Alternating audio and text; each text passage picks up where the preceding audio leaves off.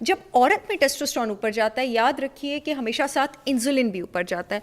Testosterone और insulin औरत में डायरेक्टली प्रोपोर्शनल होकर ऊपर जाता है और जब वो ऊपर जाता है तो एब्डोमिनल फैट होना शुरू होता है। टेस्टोस्टेरोन जब आपका ऊपर जाएगा, आपको मूड डिस्टर्बेंसेस भी होंगी, आपको स्लीप डिस्टर्बेंसेस भी होंगी, और हमें पता है कि एलोपेशिया की एक बहुत बड़ी रीज़न बाल गिरने की यहाँ पर टेस्टोस्टेरोन स्कैल्प में ज़्यादा होना होता है। तो पीसीओएस वाली लड़कियों के बाल भी इसी वजह से गिरते हैं क्योंकि उनमें टेस्टोस्टेरोन ज़्यादा हो रहा होता है। ये one of the few early symptoms हैं जब मेल हार्मोन लड़की में, औरत में फीमेल हार्मोन से ऊपर चला जाए। हर औरत के अंदर, जैसे हर मर्द के अंदर फीमेल हार्मोन भी होता है लेकिन वो कम होता है, औरत के अंदर भी मेल हार्मोन टेस्टोस्टेरोन होता है, वो कम होता है। जब टेस्टोस्टेरोन का दूसरा नाम एंड्रोजन है, वो ऊपर जाएगा तो शुरू में लड़की में एंड्रोजन वाले सिम्टम्स आएंगे। अब क्या आएंगे, ये जो मैं आपको बताने लगी हूँ, पीसीओएस की अर्ली अलामात।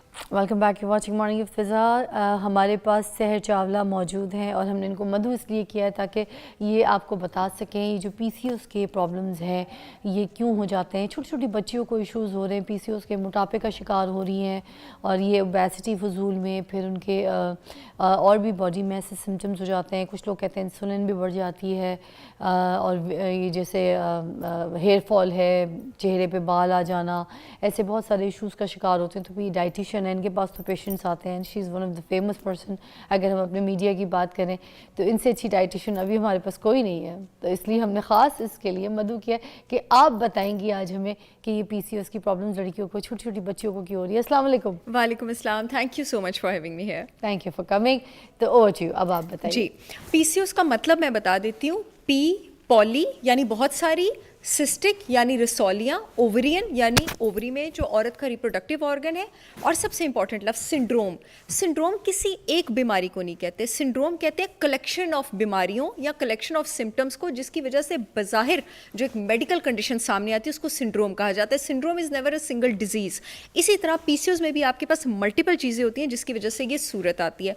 हमारे पास जो इसकी टिपिकल प्रेजेंटेशन है, जो टिपिकल डायग्नोसिस है, वो जब आता है अल्ट्रासाउंड के बाद आता है। लेकिन मेरा आज स्पेशली यहाँ आने का मकसद ये अवेयरनेस क्रिएट करना है कि अल्ट्रासाउंड पर डायग्नोसिस से पहले, उससे भी अर्ली स्टेज में आप इसको कैसे डायग्नोज कर सकते हैं और कैसे रोक सकते हैं। देखिए जी, रसौली बनना शुरू होगी, ज़ाहिर है वो सर्टेन मिलीमीटर साइज तक पहुँचेगी तो डायग्नोज होगी ना, लेकिन उससे पहले प्रॉब्लम पहले तो शुरू हुआ होगा, कुछ महीनों पहले शुरू हुआ होगा, साल पहले शुरू होगा, तो आप उसको कैसे डायग्नोज करेंगे। इसका पता कैसे चलता है, कोई अलामात को, ऐसे साइंस लड़कियों को, क्योंकि यही तो लेट हो जाता है, पता कुछ चलता नहीं। बिल्कुल वही बताने लगी हूँ। एक बात मैं ये बता दूं कि मोटापा पीसीओएस की वजह से भी होता है और मोटापे की वजह से भी पीसीओएस हो सकता है। ये बड़ी गहरी बात मैंने की है। इट्स अ पूरा सर्कल। पीसीओएस आपके पास होता है जब मेल हार्मोन लड़की में, औरत में फीमेल हार्मोन से ऊपर चला जाए। हर औरत के अंदर, जैसे हर मर्द के अंदर फीमेल हार्मोन भी होता है लेकिन वो कम होता है, औरत के अंदर भी मेल हार्मोन टेस्टोस्टेरोन होता है, वो कम होता है। जब टेस्टोस्टेरोन का दूसरा नाम एंड्रोजन है, वो ऊपर जाएगा तो शुरू में लड़की में एंड्रोजन वाले सिम्टम्स आएंगे। अब क्या आएंगे, ये जो मैं आपको बताने लगी हूँ, ये पीसीओएस की अर्ली अलामात हैं। स्किन रफ होगी, एक्नी शुरू हो जाएगी। जब आपके पास, आपको पता है कभी किसी ने सोचा है कि एक्नी के ट्रीटमेंट में जिंक सप्लीमेंट क्यों दिया जाता है? इसलिए दिया जाता है क्योंकि जिंक टेस्टोस्टेरोन का सबसे स्ट्रॉन्गेस्ट इनहिबिटर है। तो एक्चुअली वो टेस्टोस्टेरोन ज्यादा होने की वजह से एक्नी हो रही होती है, तो डर्मेटोलॉजिस्ट और न्यूट्रिशनिस्ट और डॉक्टर्स आपको कहते हैं कि आप जिंक ग्लूकोनेट या जिंक बिस्ग्लाइसिनेट खाएं। तो टेस्टोस्टेरोन ज़्यादा होगा क्योंकि मर्द की स्किन को रफ टेस्टोस्टेरोन बनाता है ना, रफ होगा, एक्नी होगी। दूसरी चीज़ जो आपको होगी, आपके चेहरे पे बाल, फेशियल हेयर आना शुरू होंगे। मेरे पास पिछले दिनों एक क्लाइंट आई थी, उनको सीने पे भी बाल आ रहे थे, वो भी आना शुरू हो सकते हैं। अच्छा, तीसरी चीज़ जो आपके पास होगी, आवाज़ भी आपकी थोड़ी सी ख़राब हो सकती है। और जब औरत में टेस्टोस्टेरोन ऊपर जाता है, याद रखिए कि हमेशा साथ इंसुलिन भी ऊपर जाता है। टेस्टोस्टेरोन और इंसुलिन औरत में डायरेक्टली प्रोपोर्शनल होकर ऊपर जाता है और जब वो ऊपर जाता है तो एब्डोमिनल फैट होना शुरू होता है। टेस्टोस्टेरोन जब आपका ऊपर जाएगा, आपको मूड डिस्टर्बेंसेस भी होंगी, आपको स्लीप डिस्टर्बेंसेस भी होंगी, और हमें पता है कि एलोपेशिया की एक बहुत बड़ी रीज़न बाल गिरने की यहाँ पर टेस्टोस्टेरोन स्कैल्प में ज़्यादा होना होता है। तो पीसीओएस वाली लड़कियों के बाल भी इसी वजह से गिरते हैं क्योंकि उनमें टेस्टोस्टेरोन ज़्यादा हो रहा होता है। ये one of the few early symptoms हैं जिससे आपको पता लग सकता है आप पीसीओएस की तरफ जा रही हैं। अच्छा, आपको फटीग भी होगी, क्यों होगी? और बिल्कुल डायबिटिक्स वाली फटीग होगी और बार बार भूख लगी क्योंकि दिल बैठ रहा है और बस। अब जैसे फॉर एग्जाम्पल मुझे और आपको भूख लगेगी, लेकिन हम इस तरह नहीं करेंगे कि हाय अभी मिल जाए वरना मुझे कुछ हो गया। ये जो हाय मुझे मिल जाए कुछ हो गया वाली फीलिंग होती है ना, ये उसी इंसान को होती है जो इंसुलिन रेजिस्टेंट हो, प्री डायबिटिक हो, पीसीओज वाले हो। क्योंकि डायबिटीज में भी इंसुलिन रेजिस्टेंस होती है, पीसीओज में होती है, तो ये दोनों का सिम्टम एक जैसा होता है। These are the few early symptoms के अगर बेटियों को मैं बता रही हूँ, छोटी बहनों को या अपनी अच्छी खवातीन को, कि आपको अगर हो रहे हैं, आप पीसीओज की तरफ जा रही हैं, बेटा अल्ट्रासाउंड में रसौली आने का इंतजार ना करें, यहीं से अपने आप को पकड़ लें। क्या ये सारी ज़िंदगी चलता है सफ़र पीसीओएस के पेशेंट्स का? बिल्कुल भी नहीं। और मैं चाहती हूँ कि लड़कियाँ बिल्कुल भी डिस्करेज ना हो ये सोच के अक्सर मेरे पास आएंगी और कहेंगी कि ये अब रहेगा, ऐसा बिल्कुल भी नहीं है।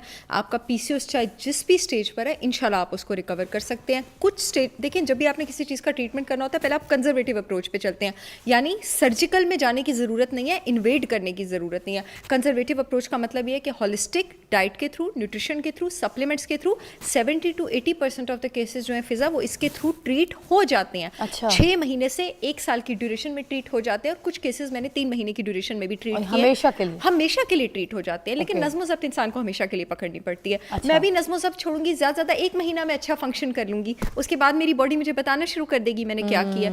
इन सम केसेस जहाँ पे सिस्ट का नंबर मल्टीपल हो, सिस्ट बहुत बड़ी हो, सर्जिकल एक्सिजन की ज़रूरत भी पड़ सकती है।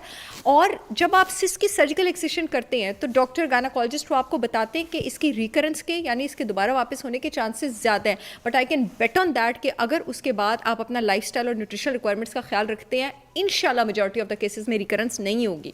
इंसुलिन रेजिस्टेंस जो है वो बहुत ज़्यादा बढ़ जाती है, पैदा होने के खतरे होते हैं, तो इसके बारे में भी ज़रा इलैबोरेट कर दीजिए कि डायबिटीज़ का खतरा जो है इसमें बढ़ जाता है, उसके लिए क्या करें? बेस्ट तरीका इंसुलिन रेजिस्टेंस को तोड़ने का दुनिया में एक ही, और वो इंटरमिटेंट फास्टिंग है, जिस पर हम पहले भी बहुत ज़्यादा बात कर चुके हैं। इंटरमिटेंट फास्टिंग करें विद हेल्दी कीटो। पीसीओएस के लिए आइडियल डाइट ही आपके पास हेल्दी कीटो है। सारे ग्रेन्स, चाहे वो हेल्दी ग्रेन्स भी हैं, चाहे वो सहर चावला का आटा भी है उसकी ब्रांड का, वो भी निकाल दें अपनी डाइट से। ग्रेन्स आपने नहीं लेने हैं, आपने गोश्त पे, अंडों पे, मछली पे, देसी मुर्गी पे, फ्रेश ग्रीन सैलड्स पे रहना है, और फ्रूट सर्विंग भी लिमिटेड रखनी है, क्योंकि चाहे जो भी हो, फ्रूट शुगर भी अल्टीमेटली शुगर होता है। वो लोग जिनको बहुत ज़्यादा कार्ब्स खाने की आदत है, शुरू में कोशिश करें कि एक आध चपाती पे चले आप आ जाएं, लेकिन आपको ग्रेन्स और कार्बोहाइड्रेट्स छोड़ने पड़ेंगे अगर पीसीओएस रिवर्स करना, और कम से कम 16 घंटे की इंटरमिटेंट फास्टिंग। सारे किस्म के जिसमें ये सारे इवन के हेल्दी भी।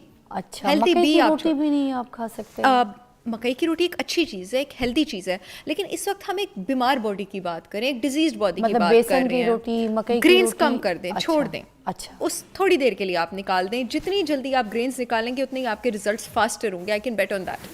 अच्छा, और कौन सी ऐसी डाइट्स हैं, मुझे उसके बारे में भी बता दें। सुना है कि ये जो बाहर के खाने, जो फास्ट फूड है, इससे भी पीसीओएस के मसले जो हैं वो बहुत ज़्यादा जन्म ले रहे हैं लड़कियों में। 80% ऑफ द केसेस में फास्ट फूड से ही पीसीओएस हो रहा है। भी की जगह आप इसको ही में लफ्ज़ लगा लें। डाइट में आपने जिन चीज़ों का खास ख्याल रखना है, जिनकी मेडिसिनल प्रॉपर्टीज़ हैं, वो चीज़ें जिनमें फाइटोएस्ट्रोजेंस हो। आपके पास जितनी भी हरी सब्जियाँ होती हैं, खास करके cruciferous vegetables, cabbage, cauliflower, broccoli, spinach, केल, इन सब में फाइटोएस्ट्रोजेंस होते हैं। हमने क्या करना है पीसीओएस में, गुड एस्ट्रोजन को ऊपर लेके जाना है ना, और टेस्टोस्टेरोन को कम करना है, और बैड एस्ट्रोजन को निकालना है। ये सारी क्रूसीफेरस वेजिटेबल्स हैं, ये बैड एस्ट्रोजन को नीचे बाहर लेके जाते हैं, टेस्टोस्टेरोन को नीचे लेके आते हैं। जितनी भी बेरीज हैं, बेरीज में आपके पास खास करके ब्लैक बेरीज और ब्लू बेरीज, फाइटोएस्ट्रोजन होता है, वो पीसीओएस के लिए बहुत ज़्यादा अच्छी हैं। अनार, पोमीग्रेनेट, लेकिन उसका मतलब नहीं कि बहुत ज़्यादा खाएं, उसका फ्रुक्टोज कंटेंट भी ज़्यादा होता है। अनार बहुत ज़्यादा अच्छा है। जितने भी खाने जिसमें रेड या वाइट, रेड अनार, रेड अनार जो रेड कलर का मतलब है कि उसका फाइटोएस्ट्रोजन ज़्यादा है। अच्छा, जितने भी खाने हैं जिसमें ओमेगा 3 फैटी एसिड्स बहुत ज़्यादा हैं, ओमेगा 3 जिसम में इन्फ्लेमेशन भी नीचे लेके जाते हैं, इंसुलिन रेजिस्टेंस का भी बहुत बेहतरीन तोड़ है। ले सकते हैं अलग से क्या? सॉरी, ओमेगा 3 की कैप्सूल्स भी? ओमेगा 3 के कैप्सूल्स कभी भी ना खरीदा करें। आई एम ग्लैड आपने एक क्वेश्चन पूछे। Omega 3 is a poly unsaturated fatty acid, उसकी शेल्फ लाइफ इतनी नहीं होती है, वो बहुत जल्दी शेल्फ में डिस्ट्रॉय होता है।